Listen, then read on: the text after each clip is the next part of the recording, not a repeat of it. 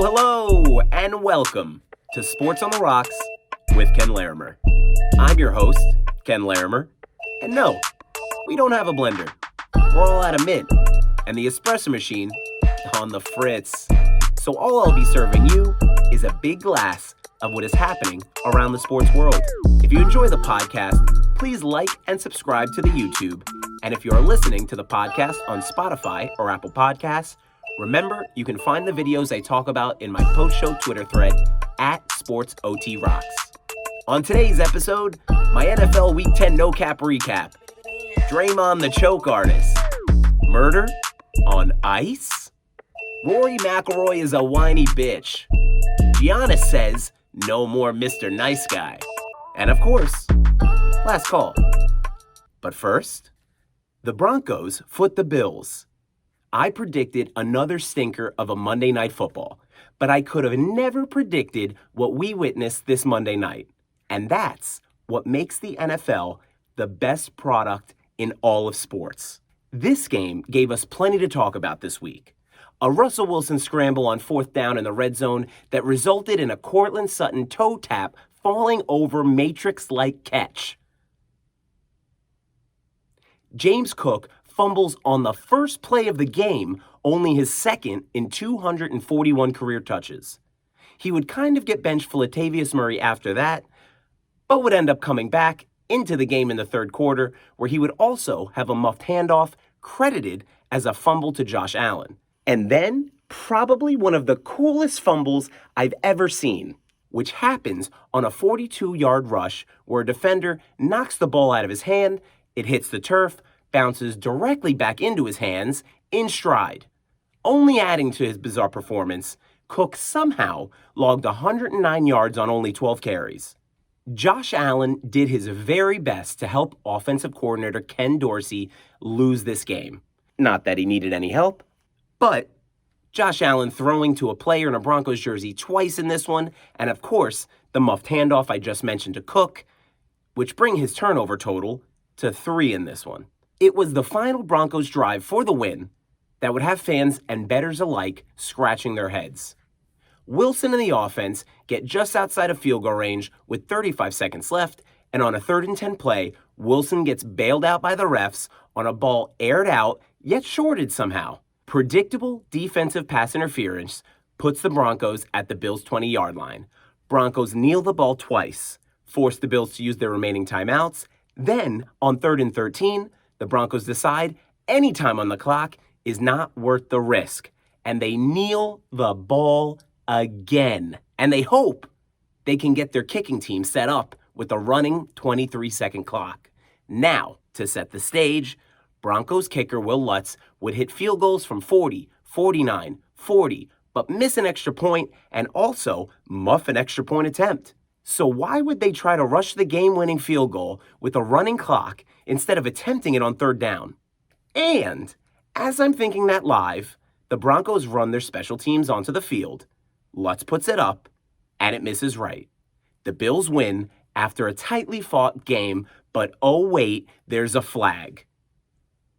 The Bills had 12 men on defense. Lutz lines up, a little closer, kicks the game winner. Broncos win. Denver not only covers against the spread again, but wins straight up, and this game goes under, which I gave out during the Wager Lounge, my gambling picks video I release on YouTube and TikTok. The internet jumps to the conclusion the NFL is rigged, but sometimes bad football leads to bad plays, and this Monday Night Football was full of them. The NFL has set the bar so low with these primetime matchups, which I ranted about on this past Monday's A Little Chaser, which you can always find on YouTube and TikTok at SportsOTRocks. But like any toxic relationship, the NFL is sending us 24 roses at work with the next Monday Night Football matchup, rematch of Super Bowl 57 between the Eagles, who head to Arrowhead to face the Kansas City Chiefs. And I, for one, forgive you, NFL. And now, my NFL Week 10 no-cap recap. We start on Thursday Night Football as the Panthers visited Chicago in the Toilet Bowl, a race to the bottom of the league. Though Chicago holds both teams' 2024 draft picks, there would be 12 punts in this game, but it was the third that Panthers return man Ihmir Smith-Marsette would break for a 79-yard touchdown, the first for a Panthers player since 2017. The Amazon broadcast would even throw up the flag graphic in disbelief that it was even possible, but there would be no flags thrown on the play. It would also be the only time the Panthers would see the end zone in this game, as the Bears defense would log 3 sacks on Bryce Young, but seemingly brought pressure on every down. With Justin Fields still out with a thumb injury, Tyson Bagent would remain at the helm, and to show how much the Bears trust him, they would run the ball 37 times, and D'Onta Foreman would log the only offensive touchdown in the game, along with 80 yards on the ground. Panthers head coach Frank Reich, on 4th and 10, would decide a 59-yard field goal by Eddie Pinheiro was their best chance to win, and had this to say postgame. I've seen us make 60-yarders in practice. Felt like there was a little bit of a breeze at our back. If you just look at the pure percentages, I think the pure percentage play is to kick it. It's the 4th and 10 conversion is probably 30% conversion, and a 60-yard field goal is higher than that. He was wrong. Bears 16, Panthers 13. An 8.5-hour flight to Frankfurt, Germany later, the NFL early game would continue to haze new international fans by making them watch subpar football, and even worse, the American kind. 3 field goals, a Jonathan Taylor rushing touchdown, and a Mac Jones benching, leading to a Bailey Zappi fake spike interception later, and the best headline from the last international game of the 2023 NFL season would be the cool roof that retracts into the scoreboard. If only we could think of similar technology here in the States, where a stadium roof is retractable. Maybe someday. Rumors swirled all week that Robert Kraft would fire Belichick if the Pats returned home without a dub. While that remains to be an unanswered question, in my expert opinion, the tank fest for Caleb Williams has begun. The early game stateside overall would be a game worthy of a halftime nap, some people are saying. But if you follow me on Twitter at SportsOTRocks, you would have woken up to a 9-1 parlay winner. Colts 19, Pats 6. In the battle of the new age quarterbacks, the Texans and Bengals seem to have found love in a Buckeye place, as C.J. Stroud and Joe Burrow combined for 703 passing yards. With 4 minutes left in the fourth quarter, Joe Burrow, trying to make a play to come back from a 27-17 deficit, throws a pass to Tyler Boyd in the end zone, but Burrow's jersey blindness continues to come back to haunt him as cornerback Shaquille Griffin comes down with Burrow's second interception on the day. But just 3 plays later, C.J. Stroud, who has all but solidified himself as Rookie of the Year, now trying to make a case he is the NFL's MVP, steps into the pocket and says, "Anything you can do, I can do better," and throws a pick of his own. After a quick mix and touchdown and a 3-and-out by the Texans, Burrow says, "Throw me the ball and watch what I do with it," and drives his team down the field after a 64-yard pass to Tyler Boyd, who racked up 117 yards receiving on the day, but would find himself wide open in the end zone on 3rd and goal and deciding he is going to take a break from catching touchdowns today, leaving the Bengals to kick a game-tying field goal to notch the game up 27-27. This leaves too much time on the clock for Stroud, who would take his team down the field in 5 plays and set up Matt, fresh off the couch at Mandola, for a game-winning field goal. Go, CJ. That's my CJ. Texans 30, Bengals 27. Someone must have given Josh Dobbs a sock, because he has become master of Minnesota, finding a touchdown on the ground, and TJ, you small, me big Hawkinson for 11 receptions, 134 yards, and a touchdown. The Vikings season might not be lost after all, as they jumped out to a quick 27-3 lead, but after the Saints leader Derek Carr gets absolutely walloped and knocked out of the game middle of the third, it's Jameis time.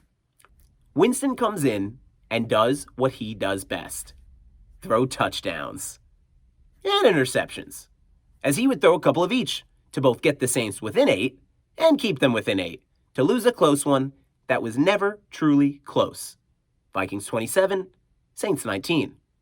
Mike Tomlin tells offensive coordinator Matt Canada, How you gonna do it if you really don't wanna coach? By standing in the box. And invites the coach to join the team on the sideline to get a new perspective. This theory hasn't worked for Kenny Pickett, however, who has as many passing touchdowns as he does losses in his last 6. 2. It has worked for the Bash brothers, Najee Harris and Jaylen Warren, who looked unstoppable and combined for 183 rushing yards and 2 touchdowns on the ground. There is plenty of love lost as Jordan Love throws another 2 picks, now 10 on the season, the last ending the Packers' chances at spoiling the Steelers' hopes of staying in contention for the AFC North title. But Steelers -3 bettors rejoice as the Steel Curtain squeaks one out again and are now 66% straight up and against the spread. Steelers 20, Packers 16. The Titans still not taking my advice on traveling with a tank of fresh Nashville air for Derrick Henry, and it shows, as the Bucs limit him to 24 yards and Baker Mayfield remembers, oh yeah, Mike Evans is pretty damn good. Targeting his 6'5 receiver twice as many times as last week and connecting for 6 receptions, 143 yards, and a touchdown. What doesn't show in the stat sheet is the underthrown and overthrown passes to Evans that could have and would have been touchdowns, but let the guy live a little. Speaking of bad passes, the Titans have found themselves in a Will Levis, won't Levis situation, and we may have jumped the gun on crowning him the next big thing, as he seems to slowly transform into Tannehill 2.0. He was, however, sacked 4 times in this game, threw a pick, and the Titans still don't know what it feels like to win on the road. The Bucs win their first game since October 1st. Bucs 20, Titans 6. In a game that analysts predicted might be a preview of a potential Super Bowl matchup, the 49ers took that personally. Brock looked pretty good throwing for 296 yards and 3 touchdowns, while CMC continues his Offensive Player of the Year campaign with 147 all-purpose yards and plenty of dust for the Jags defense.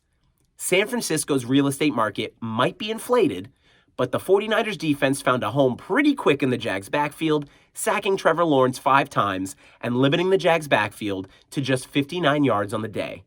To add insult to injury, the 49ers DBs Warner and Hufanga tell Lawrence, "Here, son, take my strong hand," as they intercept the QB twice and snag a much-needed win out of a bye after dropping 3 straight.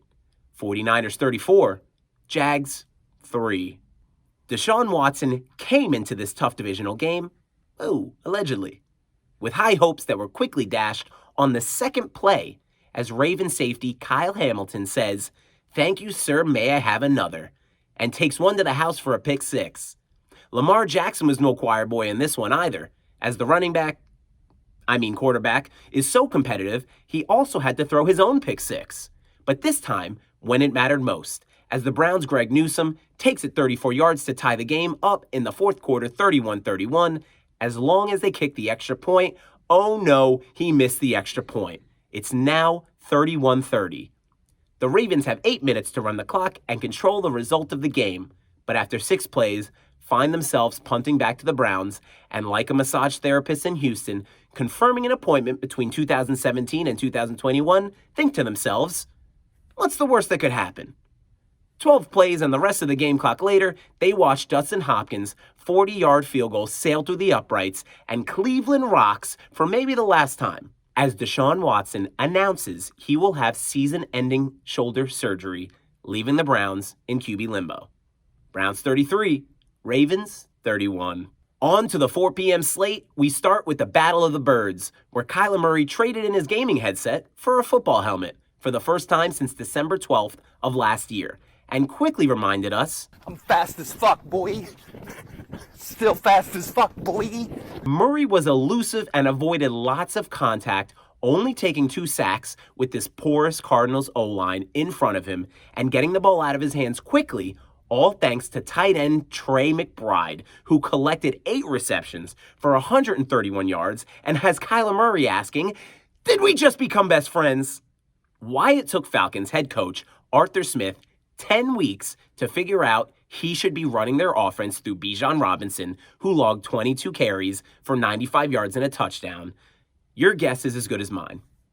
Adding to Arthur Smith's incompetence, Taylor Heineke was limited to 55 yards in the air and 34 on the ground before exiting the game with injury, which gave Desmond Ridder a chance at validation for his recent benching. Ridder would take the Falcons on one of the most uneventful 15-play drives, ending on a 4th and 1 run up the middle for no gain to keep the score 22-17 Arizona. The Falcons D would end up forcing a punt and give their offense roughly 6 minutes for a game-winning drive that would end with a Ridder rush, but a missed 2-point conversion that would come back to bite them in the end. Leaving too much time on the clock for Kyler Murray, the Cards would drive right down the field and kick the game-winning field goal as time expired. The Cards get their second win of the season. Cardinals 25, Falcons 23.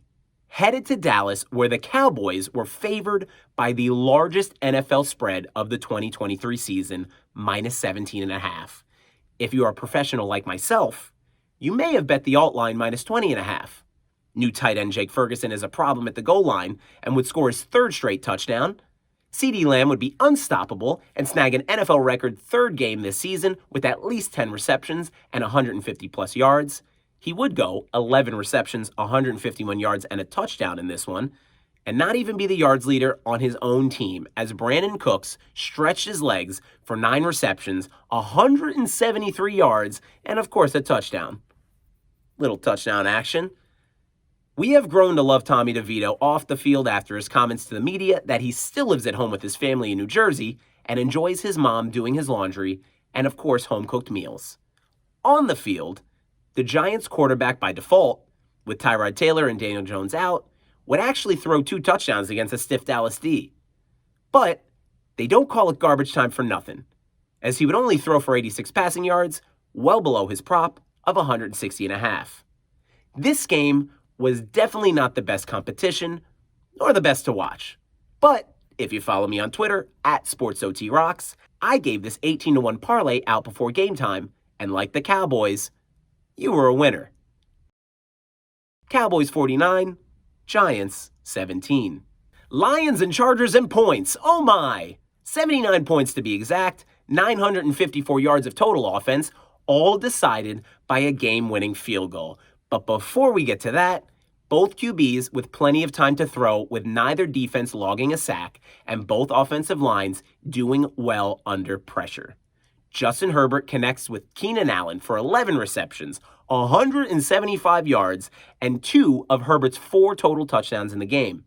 On the other side, Jared Goff connecting with Amon-Ra St. Brown, 8 receptions, 156 yards, and 1 of Goff's 2 total touchdowns in the game.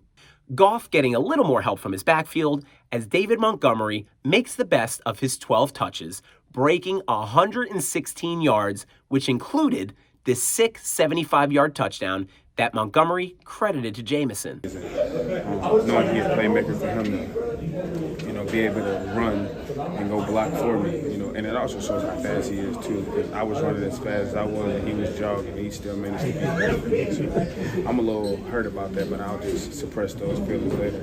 10 of the last 11 drives in this game ended in a touchdown, but it was the last drive with the game tied 38-38 where head coach Dan Campbell would go for it on 4th and 2 at the Chargers 26, inside field goal range, not willing to have faith in his defense with 1:40 left on the clock.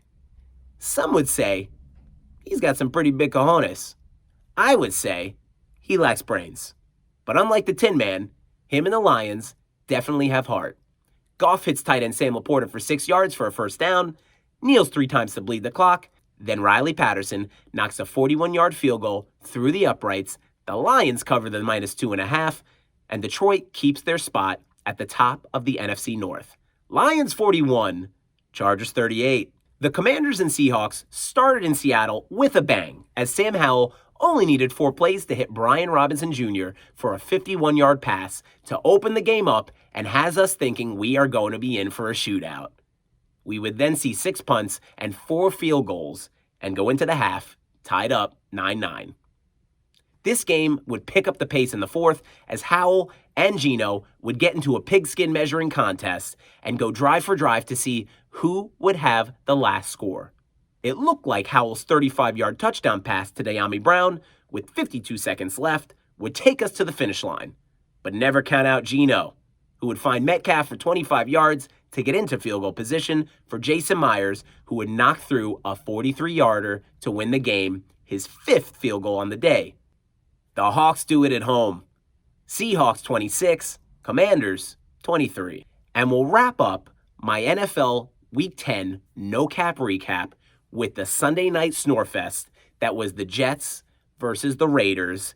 I will not waste any more of your time talking about this game. This game was awful. And NFL, please, please, please, stop giving us the Jets in primetime. Love, Ken. And now for some quick NFL notes. Out of that Panthers-Bears game, Justin Fields, leaning towards starting pregame, was doubtful, still in a lot of pain. Moving on to Week 11, they have the Lions. He's listed as questionable, says he wants to play. If I'm Justin Fields and the Bears, I sit this one out. He is going to get absolutely destroyed by the Lions D, the Lions pass rush. I could see Aiden Hutchinson in the backfield all game. I say sit this one out. But if I'm the Bears, you got to figure out what you're doing with Justin Fields. You most likely have 2 picks in the top 3. Looking ahead, I've already talked about the tank for Caleb Williams. You have Drake May coming out as well. The Bears need to figure it out. So whether he plays this week or the week after, he will start this week, and they probably will let him play the remainder of the season, no matter what their win total is, to figure out if they need to be drafting a quarterback with one of their 2 top 3 picks, as they have the Panthers pick and their own, and they are terrible this year. The Panthers looking more and more likely that they should have kept their pick over DJ Moore, because this season is a lost season, and DJ Moore has not looked like anything exciting. And if you have that pick, you can probably go out and get Marvin Harrison Jr., who looks like a generational wide receiver.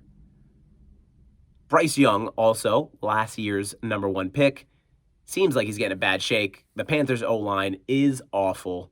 I think if you put him on the 49ers, he's a stud. I think if you put him anywhere with an offensive line, I think he's a stud. And it's unfortunate because he'll probably live and die in Carolina and never win a championship. But he will be a millionaire, so not all bad. Moving on to Colts-Pats. Mac Jones, officially not the guy. Will be a serviceable backup for somebody, but he is not a starting quarterback. He looks absolutely terrible. The Pats are bad, but Mac Jones is terrible. I've watched too many Pats games this year, and even playing against the Colts, you got to throw up more than 6 points against the Colts. The Colts are bad. But it was nice to see Jonathan Taylor get his legs back under him and find the end zone after his early season contract dispute. So, nice to see him hit the ground running. Moving on to Texans-Bengals. I told you to bet CJ Stroud for Rookie of the Year. I told you much earlier in this podcast, he was plus 650. I said snag it at plus 650. Then it was plus 4. I said take it at plus 400. Now, the odds have dropped to minus 1,200. He is the by far and away favorite to win Rookie of the Year. And for good reason, as he has 15 touchdowns and only 2 interceptions. Could arguably be an MVP, if not for Patrick Mahomes. But we'll see how the voters handle that at the end of the season. The Texans, plus 270 to win their division over the Jags. I love it. If I were to pick between the Texans and the Jags in the playoffs, I would be riding with the Texans all day. I do not trust Trevor Lawrence. I don't trust the Jags offense. CJ Stroud, when they are down, you anticipate that he is going to win the game. It's not often you feel that way about a rookie. Flashback to Bryce Young. Do you ever feel that way with Bryce Young? No. The Texans are not much better. So then why does he have 15 touchdowns and 2 interceptions? Because he's better. And he's your Rookie of the Year and potentially your MVP. Also, it's nice to see Devin Singletary. I always think of him as a Bill. He is a Texan, and he's healthy. And he got 30 carries in this one, 150 yards, and a touchdown. He was an absolute beast. But CJ Stroud, he's the type of quarterback he can make anybody around him good. Now, obviously, the threat of the run is helpful. But I think the threat of CJ Stroud is helpful to the run. Now, there's been games where Noah Brown or Dalton Schultz or, even Tank Dell have like 150-plus yard games, and I don't think that's a coincidence. I think C.J. Stroud is good. I think he makes his receivers and offensive playmakers around him better, and that is why Noah Brown in this one has 7 receptions for 172 yards, and every week it's somebody new. It's what great QBs do, make people around them better. And it's what Joe Burrow does as well, as Jamar Chase might always actually be open, as he had 5 receptions for 124 yards and a touchdown in this game, as well as Tyler Boyd, who, despite the drops when it counted, nagged 8 receptions for 117 yards. This game was closer than it probably should have been, as C.J. Stroud turned the ball over 3 times, but the Texans had a lead almost the entire game. And the Bengals are at risk of not making the playoffs in a tight AFC North, but we'll find out more about that this Thursday on Thursday Night Football as the Bengals head to Baltimore and play the Ravens. Finally, our prayers are answered. A good game in prime time. Blessed. Moving on to the Saints at the Vikings. That Dobbs trade looks like it was a good one, huh? Comeback Player of the Year odds dropped to 650.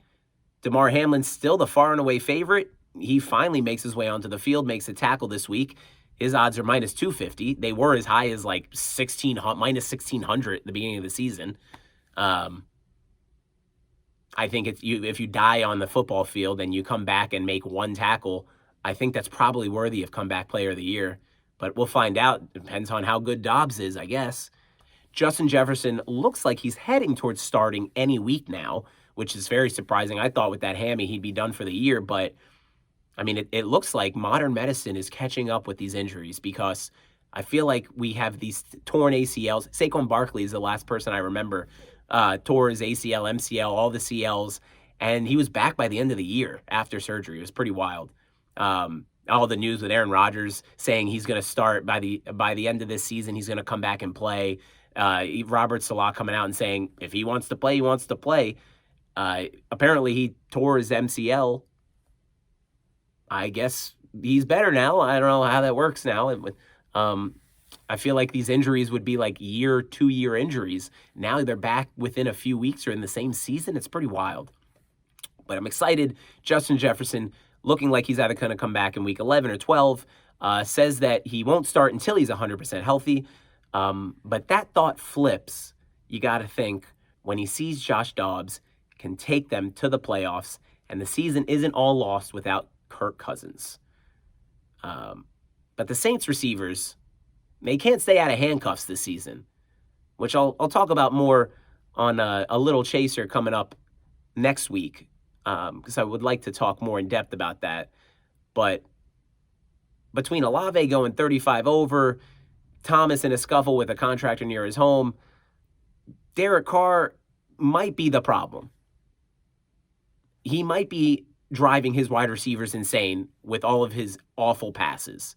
But they don't have to worry about it anymore, because Derek Carr injured his right shoulder and got a concussion in this last game, and he will most likely be out at least another week.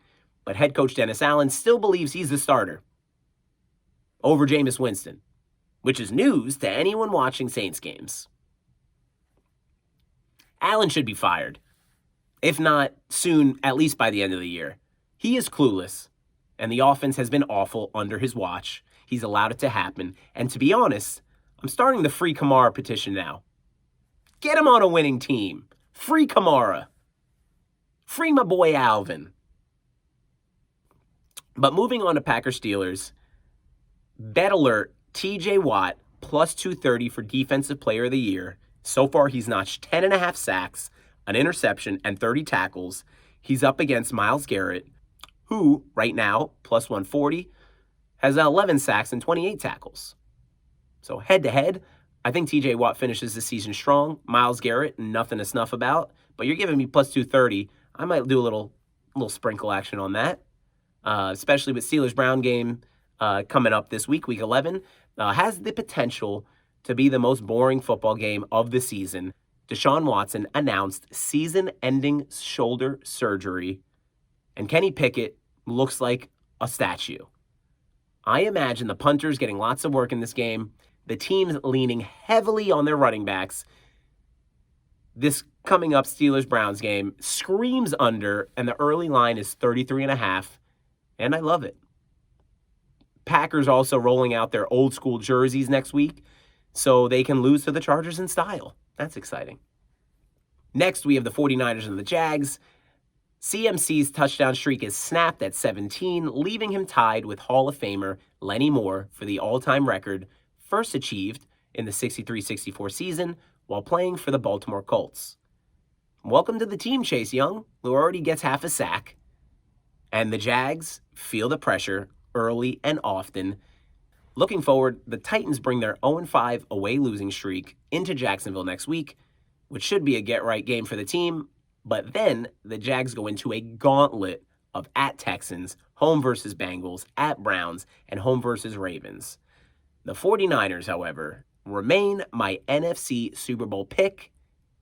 And I've told you before, and I'll tell you again, you can still grab it at 5-1, and that number will continue to drop every game that they win. Falcons-Cardinals, I have nothing really from this game other than Arthur Smith's an idiot. And now that Kyler Murray is back and he's healthy, it's a very quick reminder of how much fun it is to watch him play. He is a video game. He is Michael Vick reincarnated for 2023. He is the turbo button in real life. Kyler Murray is incredible.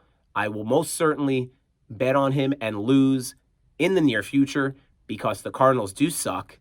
And the Cardinals are always a losing bet. They will always play a close game and not cover. And I will take the money line and I will lose. So thanks for that, Kyler Murray. Welcome back. Giants-Cowboys, that game was awful. Tommy DeVito already announced as a starter for Week 11 by default. As I said before, there is nobody else to start. They are fully on tanking.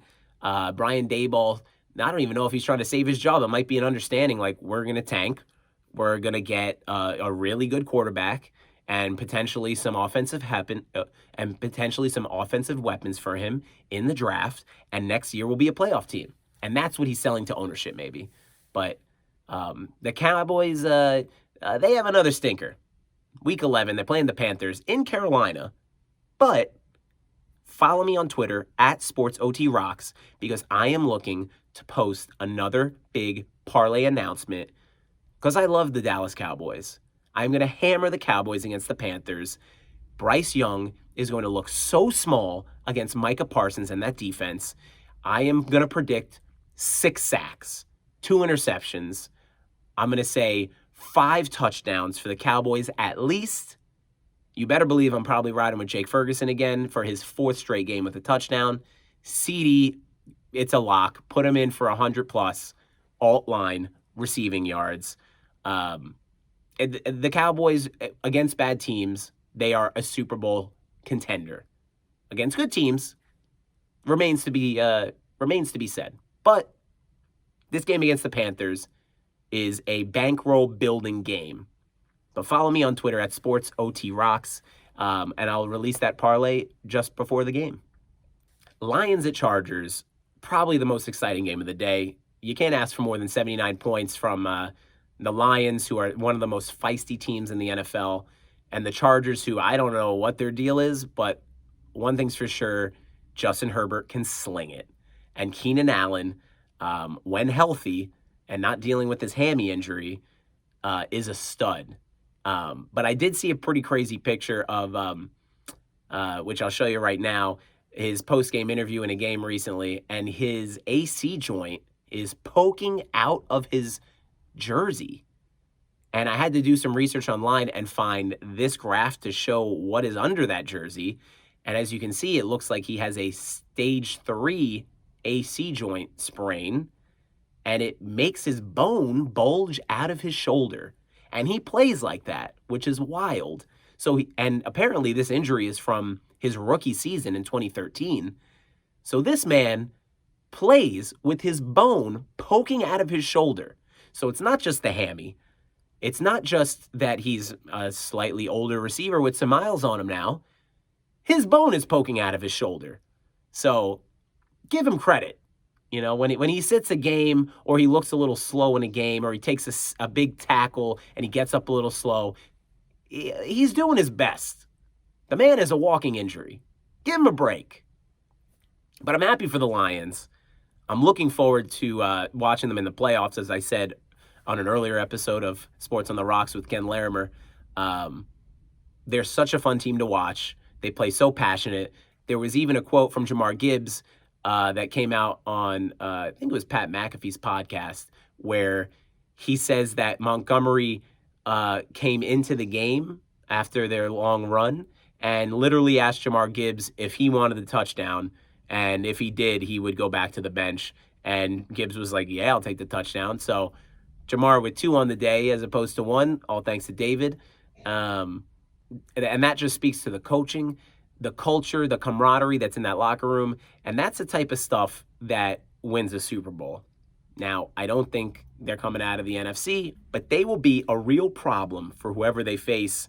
And maybe a bounce goes their way and we see them in the NFC Championship. Would love to see them in the NFC Championship. I think one of my most ideal Super Bowl matchups would be like Lions-Dolphins. Dolphins, obviously. But Lions-Dolphins, Dan Campbell returning to Miami where he was the interim coach. Really nothing to prove. I don't think they left on bad blood. He was the interim coach. They needed to hire a coach. He was the guy to get them there. I think he landed in a fine place. Maybe he has it written on the wall somewhere, like going to prove them wrong. I don't know. But Lions-Dolphins, I would love to see that Super Bowl. Would love it. Would love nothing more. And I'm happy for Jared Goff, too.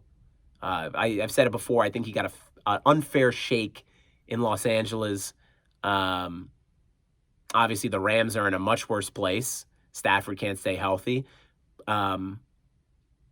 And I think when the trade happened, everybody felt bad for Jared Goff. They're like, wow, he went from a Super Bowl contender to the Lions. But who got the last laugh, right? I really don't have anything on the Commanders-Seahawks game. It was a fun game to watch. I trash talk Sam Howell a little bit after his last performance. But, I mean, he threw 3 touchdowns in this game. The Seahawks D is not very good, but I mean, you throw 3 touchdowns and over 300 yards in an NFL game, you're a starting quarterback. And Geno matched him, obviously, but the Commanders were in this game. I think they have their quarterback in Sam Howell, and now it's time to build around them. Obviously, they had some big trades this season with getting rid of Chase Young and Montez Sweat, but sometimes you have to get rid of players like that to rebuild your team. And rebuilding around Sam Howell and Brian Robinson Jr. and Terry McLaurin is a good start.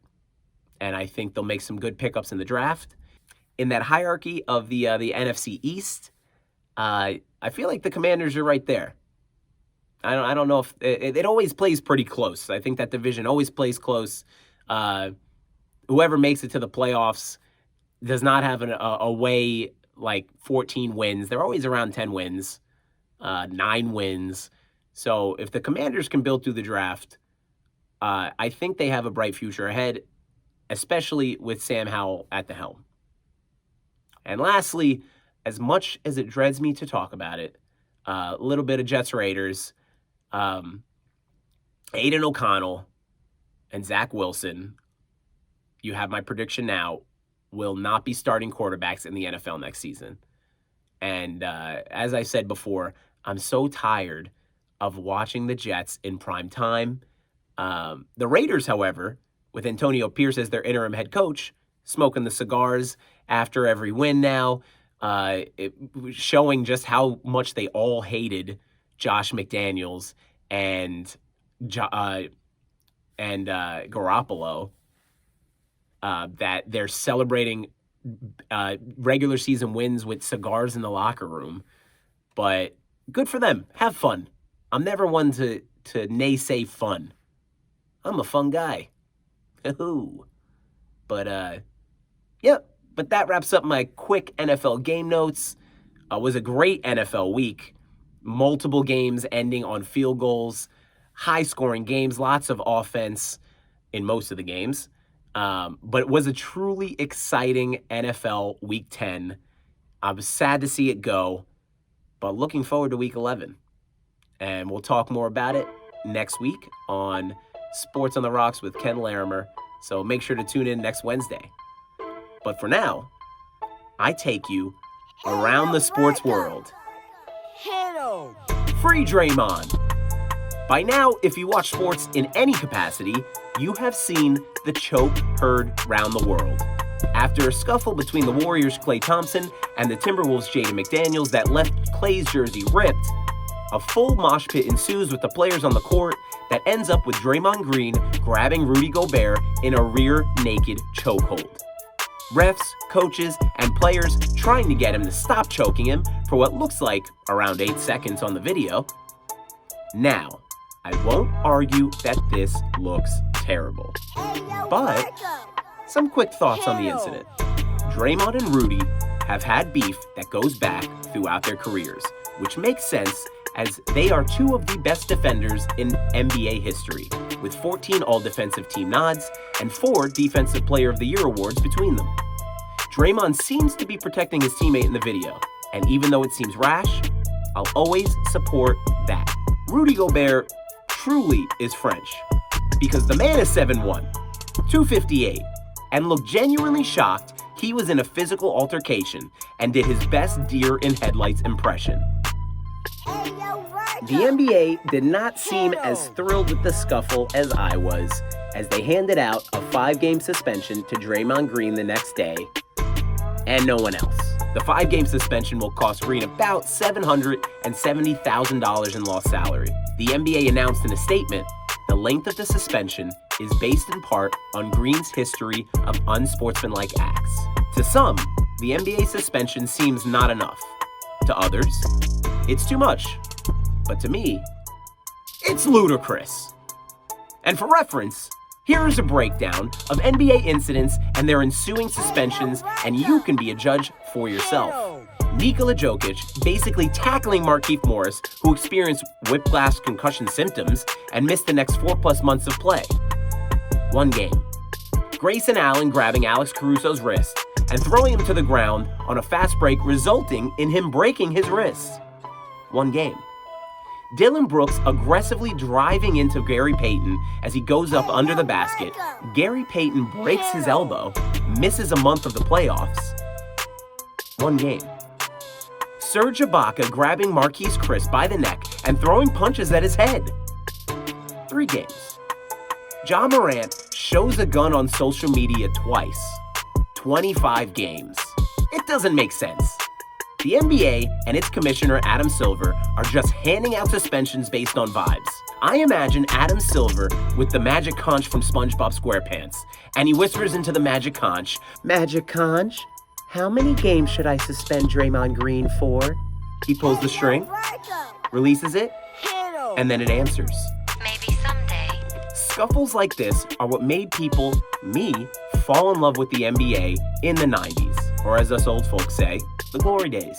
Some of our fondest basketball memories are the Malice at the Palace, MJ and Miller, Shaq and Charles, the Bulls and the Knicks hating each other for years. And we can even go back to October 18th, 1977, when Kareem punched the first overall pick, Kent Benson, in his first NBA game. Kent would be left looking like this. Kareem would break his hand, and there would be no suspension, but only a $5,000 fine, which, adjusted for inflation, is $25,000 today. This whole story just adds fuel to the fire when people accuse the NBA of going soft and everybody just wanting to stand on the 3-point line and all contact is a foul.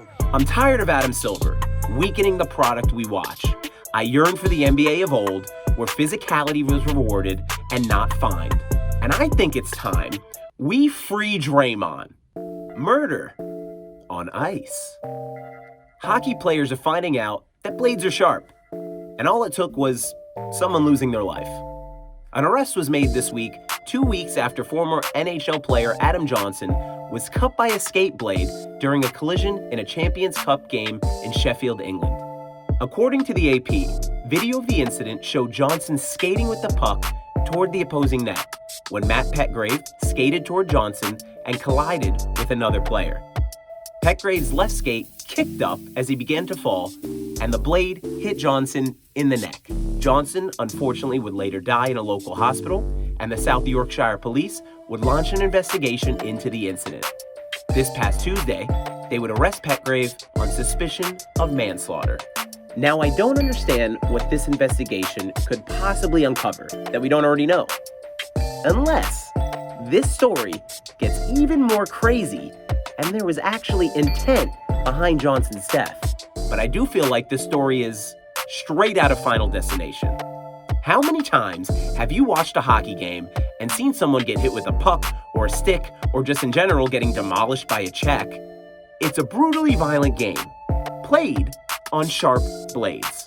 The players wore pads and helmets, only some wore face guards or even visors, but no one thought to wear a neck guard? Something so simple that could save a life? Save Adam Johnson's life. It is a very human thing to wait until something bad happens to make a change, but after this incident, some NHL players have begun to wear neck guards during practices and gameplay. NHL general managers met in Toronto to discuss cut-resistant equipment and overall protection. And the AHL and the ECHL affiliates and the Western Hockey League announced they would mandate immediately neck protection devices. The NHL announced they cannot initiate any mandates because they have to, of course, negotiate with the Players Association, but they will promote the use amongst the league, and players are free to wear extra protection as they see fit. Again, this story, very sad as Adam Johnson lost his life to a freak sporting accident. I hope his family makes it through to the other side of this, but if his death means the prevention of many more deaths, it will not be in vain. Rory Mcllroy is a whiny bitch, and his recent comments to the Irish Independent only reaffirm that, as the golfer gave us a little more insight to help us understand what him and Patrick Cantlay's caddy, Joe LaCava, were fighting about on the 18th hole at the Ryder Cup this past September. According to him, he was bothered by the fact when the Americans were putting, he would try to quiet down the rowdy European fans, but when he was putting, he was not extended the same courtesy. Whang! Even mentioning in the interview that he ignored texts and calls from Tiger Woods, who attempted to remedy the spat. LaCava famously began caddying for Tiger in 2011 and was on his bag for the 2019 Masters comeback win. Now, I thought this story was weird when it happened. It seemed like country club activity.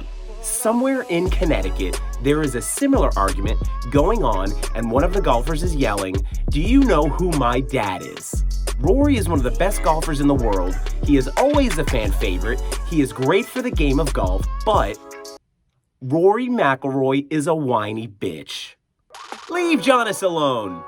Last week, Giannis was ejected for dunking in Isaiah Stewart's face, then briefly staring him down and heading back down the floor. This is only Giannis' fourth ejection in his 11-year career in the NBA, and it is the softest ejection I've ever seen. The dunk was a poster, and deserving of the stare down, and even the too small he performed on the way back down the floor. It was done all in competitive fun, and Giannis is one of the most respectful players in the league. The ejection was a surprise to everyone, including Giannis himself, who took it personally. The man gets smashed every game, going to the rim. Most fouls don't even get called. And do you ever hear him complain? No, he doesn't tell anyone how to do their job and just goes about his business. But this call really got Giannis going, as he then followed the ref, who gave him the second tech in this game, which ejects him from the game. 2 techs, you're out. And he's clearly asking, what did I do wrong? What did I do wrong? The ref continues to walk away and tells Giannis he's got to go, he's got to get out of the game, and then we get one of the coolest Giannis moments of his career, and honestly, it's kind of badass. Giannis takes a seat courtside next to a fan and tells the ref he's going to have to make him leave. Now, that is cool enough, but a video surfaces shortly after from the fan that he sat next to, and it is as awesome as you think it could be. This goes back to a point I made earlier of how the NBA is trying to produce the softest product and probably losing fans over this new wave of anti-personality, anti-aggression, and what will inevitably be anti-fan. And NBA, for the love of God, leave Giannis alone. And now, last call. The Michigan cheating scandal has made me a Michigan fan. As a Miami Hurricanes fan, I feel like my shared dislike of Ohio State football makes it easy for us to be allies in this war. And I'm here for it. But it's the way this whole story has played out that really makes me want to go blue. From the beginning, with information leaks originating from anonymous sources about ticket purchases for games, The Athletic obtaining photos of now former Michigan assistant Connor Stalions allegedly on the sideline of a Western Michigan game camouflaged in WMU apparel and Ray-Ban video camera glasses, to the Big Ten suspension of Jim Harbaugh for the last 3 games of the season to punish the university. This clear takedown attempt screams, if you can't beat them, accuse them of running a cheating scandal. But now that the suspension has been handed out to Harbaugh and the Big Ten is getting flack for such a swift action, Big Ten Commissioner Tony Petitti has shared with the public what the NCAA showed them, and it is pretty awesome. Titled The Master Spreadsheet, the evidence included a large detailed chart that included the names of various people assigned to attend past and future football games involving Michigan's opponents, assignments for individuals to attend past and future games involving highly ranked non-Big Ten football programs, notes about whether attendance would be necessary at games based on various win-loss scenarios, the 2023 schedules of Michigan's football opponents, color coding to reflect past games attended by individuals and future games in which scouting would be needed, the names of people assigned to cities and certain areas of the country, and monetary costs for scouting some games. So, like just your average scouting stuff. Nothing really weird. More on Michigan scouting consultant Connor Stalions being on the sidelines of games. On October 2nd, 2021, during a game against Wisconsin, Stalions was standing shoulder to shoulder with the university then defensive coordinator. On November 22nd, 2022, in a game at Ohio State, Stalions watched the opposing sideline, then made gestures to the Michigan defense in reaction to the signals being provided to the opposing offense. In the college football semifinal last season, Stalions was standing next to Michigan's defensive coordinator and talking to him while intently watching what was happening on the field and or the TCU sideline. Also, there was lots of other corroborating documents, photos, videos, significant interview recordings, which according to the Big Ten, confirm the existence of the impermissible scheme. Now, if you hear all this and you think, wow, I can't believe Michigan would do this. They're ruining the sport, and they deserve to be punished. You're a loser. And I bet you love a loser team. Because that's loser talk. Every team in any professional sport looks for any advantage that they can get. And Michigan clearly does it the best. Does that deserve punishment? Maybe. Now, this story does lose me. Just slightly. With the treatment of Harbaugh, like he's some holier-than-thou martyr being persecuted for something he had no idea what was happening. He's a football sicko, from a football sicko family. He for sure knew something was going on, and he for sure pissed somebody off who ratted them out. But what I don't need is interim head coach Sharon Moore crying after the win at Penn State this past weekend. Oh, that Coach Harbaugh, fucking love you, man. I love the shit out of you, man. This is for you. Looking to the future, the university and Harbaugh currently are awaiting a court hearing Friday, where a judge will weigh in on whether to grant a restraining order that would nullify the Big Ten's 3-game suspension. The ruling will be especially pertinent because Michigan has a shot at their 1,000th win on Saturday when they visit Maryland, then will face Ohio State in Ann Arbor the Saturday after Thanksgiving. I, for one, hope they do keep him suspended. Not because I think Michigan should be punished or I don't approve of the actions Connor Stalions carried out and the football program almost certainly participated in, but because I love drama. Go Blue. That wraps up this episode of Sports on the Rocks with Ken Larimer. I was your host, Ken Larimer. If you like the podcast, please like and subscribe to the YouTube. I appreciate it. Not only do I post the podcast on the YouTube, but I also post my weekly gambling content called The Wager Lounge. And I also throw up my quick shot stories called The Little Chaser, which are great to listen to.